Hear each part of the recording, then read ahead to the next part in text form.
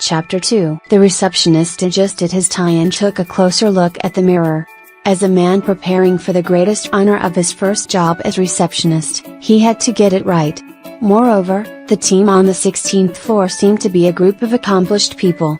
The instruction was to be outside and welcome the guests of the occupant of the presidential suite by name. This was what his supervisor had done for a long time. Actually, for 3 years, and now, he was promoted to the position of manager. This was a pathway to gain promotion to the next level and gain all the benefits that came with it. At a quarter to the top of the hour, the receptionist stood outside the hotel, elegantly dressed and looking around as if he was doing some routine checks. He had to be natural, and appeared to be doing nothing significant. The minutes ticked away, there was no sign of the guest. There he was, 5 minutes to the top of the hour. The drive was a little too quick for a person of that caliber. Out with his semi-formal shirt and pants. The receptionist wondered why this class of guests seemed to be on vacation all the time.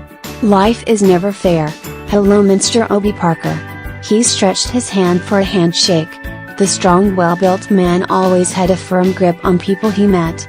He stood tall and strong with his broad chest and hard abdomen, revealing years of continuous gym work.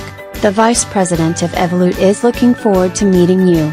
I will help you to the lift. I hope I am not terribly late, Obi said with a deep, coarse voice. I don't think so. You got here within the hour mark. That sounds comforting enough, Obi replied as they moved through the reception area to a specially reserved lift. The receptionist pressed the 16th floor and wished Obi a pleasant time at the hotel. Obi checked his image in the mirror on the side of the lift, and put his hand in his pocket. Short-sleeved white shirt, black pants, shiny shoes. That was always reasonable at all times. He remembered how he turned up for his first job interview at Evolut in shorts and a casual t-shirt. The HR manager chose to ignore everything about him and focused on his desire for innovation and problem-solving skills. 10 years rolled by quickly. It was a decade of hard work, focus, growth, precision and results. However, meeting the executive vice president was somewhat different. This time, he is aspiring for a more entrepreneurial role in the group. And appearances matter in such situations. Evolut was more entrepreneurial than their competitors in the industry. They always nurtured talent and gave key project leaders a share in the projects they were passionate about. He had to give a good accounting of his 15 team members in the Colorado labs of Evolut. The smooth elevation came to an equally comfortable stop. Upon exiting from the lift, he bumped into a nervous young trainee dressed in executive clothes who ushered him to the presidential suite of the hotel. She opened the door and repeated similar words as his colleague downstairs. Obi walked in. It was now or never. This was what luxury looked like. The appearance was the tangible reminder of Obi's progression and attainment of a milestone in life. The Four Seasons Hotel was a foretaste of the paradise his mother had continuously reminded him of on Sundays. The oversized windows gave a strong view of the south side of the city. The interior decor was first class. No patent looked less than 12 months old. As he got into a reverie, a New England accent echoed from the inner room with a piercing effect. Parker Chibuser. Make yourself comfortable, I will be with you shortly. That is impressive. Few people ever get my Igbo surname right. And once you have gotten it spot on, I will prefer you address me as Chibuser. With that, Obi took a seat at the luxury spotless sofa and positioned his rucksack next to home. He removed his laptop and a few documents, carefully arranged them.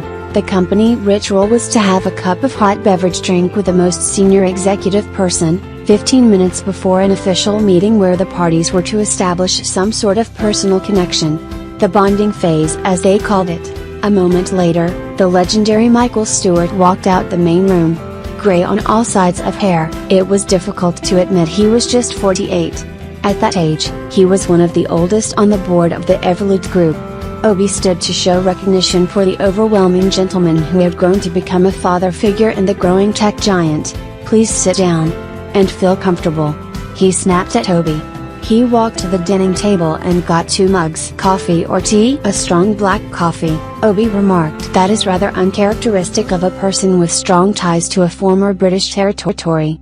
Michael Stewart snapped. Although my ancestors came here before the revolution, we always have a family tradition of spending 2 years in college in the city of Hull, where my family escaped the shackles of poverty to this side of the pond, Stewart remarked. And we always drink tea instead of coffee. My grandfather's family survived as cocoa and coffee farmers. As a child, he used to toil on the farm and had no idea what chocolate or a cup of coffee tasted like. Obie got the vice president's interest. With widened eye and the traditional British nod, he listened intently. Anytime I gulp down a cup of coffee or tea, I feel my grandfather's contribution to the empire has yielded some results. After all, the family cast lots to decide between him and his brother, my granduncle, on who should go to Myanmar to fight alongside the British colonial forces. That is a piece of family history you need to be proud of. I have close family members who served in the British colonial forces in India. My family remains American, but we seem unable to close the page on our English heritage. Michael Stewart handed the cup of coffee to Obie as he sat and stirred his tea. "Thank you," Obie remarked. "My grandfather always prided himself as an Ibo first, citizen of the British colony second, and an American third. Although he is one of my 4 grandparents, he seems to have had a stronger influence on my other grandparents, who are all African American but continue to believe they are Ibos." Michael Stewart put on his thick glasses and stirred his tea. "It is interesting we have a common English legacy. There is a lot to love and hate about the British. They always make and unmake. And that is not only because I have been married to a British for over 20 years, Obie burst out laughing. Although he had flings with some Londoners, he kept most of his views on them to himself. The smile was suppressed. The executive vice president felt an air of mystery surrounding them. A short silence followed, but a sense of tension still filled the air. Michael Stewart's informal meetings were viewed by his colleagues on the board as extremely effective. Yet, he had a feeling there was an invisible barrier around Obie. The plane was still orbiting the airport. "Before we jump onto Flowski, do you like soccer?"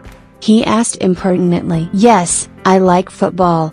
Another thing I credit to my grandfather's decision to give my father an international education and exposure. Any American who calls soccer by its original name, football, does not like the game. He loves it." Now, Michael Stewart felt he had gotten permission from the airport tower to land the plane. They were getting there. "What is your favorite team?" Michael Stewart asked. "I am a Manchester United fan," came the reply. "That is interesting." Sir Alex changed the face of football completely. He added without jeopardizing the new rapport they were building, "I am a life supporter of Hull City. That is a title all my forebears retained. It is just a tradition." "Have you been to Old Trafford?" "Not recently. Again, in the days of Sir Alex, I used to visit with my father. But these are challenging times now, as we rebuild post-Sir Alex. I could give you a few lessons on patience in team building. That is something the Hull City fan has plenty of." With that, the two of them laughed intensely for a moment. The fog was dissipating. The plane had hit the tarmac. His guest was relaxed. The traditional tension of most first-time black-white executive encounters was dissolved. Stewart had won another significant battle in interpersonal communication. He took a sip of his tea and chipped in forgetfully, "Flowski, British theatrics," Obie thought. This guy would have held his hat and adjusted it if this was the 1920s. He knew he had to speak up. "Yes," Obie began, "Flowski is set to hit the 500,000 subscriber mark in the next few hours. Of this, about 10% are paying in some form or the other. Will you mind telling me a bit about the essence and implications of the software and what you hope to achieve with it on the internet?" Obie cleared his throat. This was time to initiate the skirmishes. Basically, Flowski is about workflow management. However, it starts as nothing but an ordinary diary for the ordinary person. The ultimate end is to make it an aid for all productive persons in all industries: accountants, lawyers, doctors, architects, entrepreneurs, musicians, artists, housewives and students. As a person logs in, that individual would use it to manage basic things like an ordinary diary, Obie continued, but sensing no interruption or interest in the vice president's eyes, he knew he had to continue. It is portal and a convergence point for ideas that spring up and many others. However, The strength of Flowsky is in the artificial intelligence that can predict and aid the ordinary person to produce new ideas in any field. People can do that with almost any software around. Why will anyone want Flowsky? Stewart sought to push Obi into the corner to present his case for a market-based developmental plan. Obi got back at him almost immediately. Yes, everyone can do that, but Flowsky has two things that most software out there do not: artificial intelligence for specific fields and sectors and the power to urge anyone on to become productive and build business ideas. I saw that bit and felt that apart from a few professionals like lawyers, auditors and other law enforcement officials, Flowsky could hardly be of interest to an ordinary person. So most of us reviewing the project think it should be turned out as a pure software as a service product, so we can break even quickly and grow the software to a different level. Obi suspected this would come up from the vice president. The British always make and unmake. But he had a counter-offensive plan for this line of attack. That does not help Evolute. We need to create a freeware for everyone in the world to get onto Flowsky. Almost anyone and everyone needs to type things. Everyone needs to keep copies of their important reminders somewhere. Our best interest is to make Flowsky the interface of choice. Operating a strictly software as a service will cut off a lot of people. We need everyone anywhere on board. And from there, move on to keep them interested in Flowsky. That is how Evolute can contribute to the advancement of the human race, as our corporate mission states. Michael Stewart gave his usual grin and nodded with widened eyes.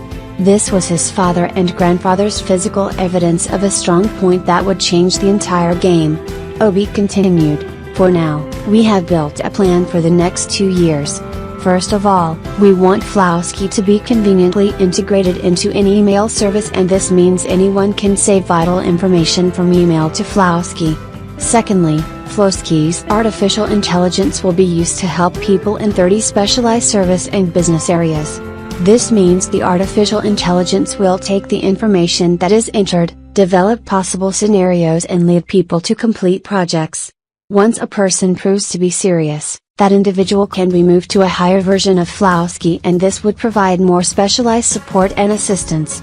This can help anyone to use Flowsky to organize his business activities and produce real results that can be evaluated. We plan to raise the paid subscription rate from 10% to 30% and increase the subscriber base to 50 million in 5 years. The predator was closing in on the prey. With this, a third category of services, which will provide cutting-edge artificial intelligence and integration for the optimization of decision-making, will be made available to paying clients. This will be the version of Flowsky that would be delivered to the client for a fee within the software as a service model. At this point, our artificial intelligence and service assistance system would be top-notch. We have used a German software development approach and have developed a 2-year plan that includes artificial intelligence and other inputs that have already been developed. We will only need to add on it incrementally, and the return on investment projected could be supernormal. The projections and summary of operational plans are right here with me." Obi took out the projections on top of his heap of papers and presented it to the vice president. Clearly, Michael Stewart was not prepared for such news and possibilities from the Colorado labs. This meant they had to spend up to 300% more on the project and hope to rake in something excessive. Otherwise, he would have a hard time balancing the books in the next few years. After a minute of close evaluation, Michael Stewart removed his glasses, looked at Obi intently and said, "Chibuser, it seems Flowsky is going to be a top venture in our portfolio. The rest of the team will have to hear your plans. They are remarkable." Obi smiled. The war was over. Every other thing ahead was just a formality. A lifelong dream had been fulfilled. He walked down the path to destiny as Michael Stewart led him to the main conference room to explain Flowsky to the team of 4 other executives from the Valley.